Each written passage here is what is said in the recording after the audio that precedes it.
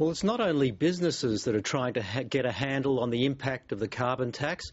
The economists have been combing through the detail to assess the effect of the wider on the wider Australian economy.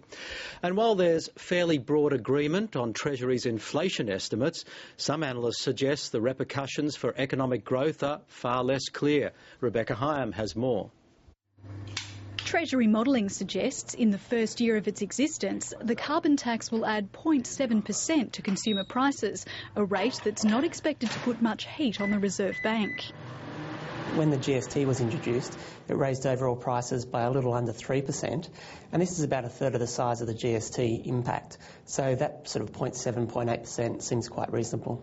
Much trickier to assess is the impact on the public, given the long, drawn-out lead-in to the tax. The carbon tax has been hurting confidence a little bit because people are worried about it. The extent to which we sort of, move on from this, then that might help confidence a little bit, and therefore it might help people feel a little bit more comfortable with going out and spending a little bit more than what they otherwise would. Now that they know that prices are going to increase and not all households are going to be compensated, I think it will just really reinforce that innate caution that we have seen over the last 12 months.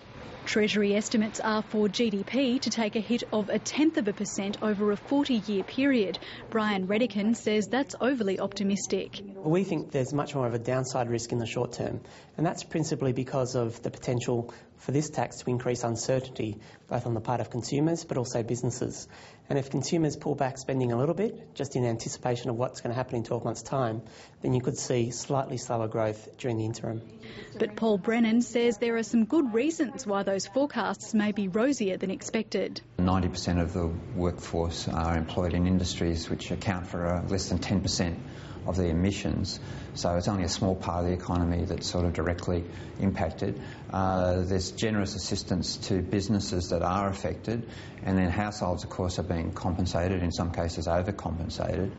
The mining giant Rio Tinto's not happy, claiming the carbon tax is unfair and will jeopardise investment, but economists don't agree. Given that prices are so high, so much higher than their variable costs, even a slight increase in their costs will still make mining very, very profitable, and so there's really no incentive there for most companies to pull back. Yes, there's higher costs for the mining industry in terms of the diesel fuel rebate, some withdrawal there, and from the higher costs from the carbon price.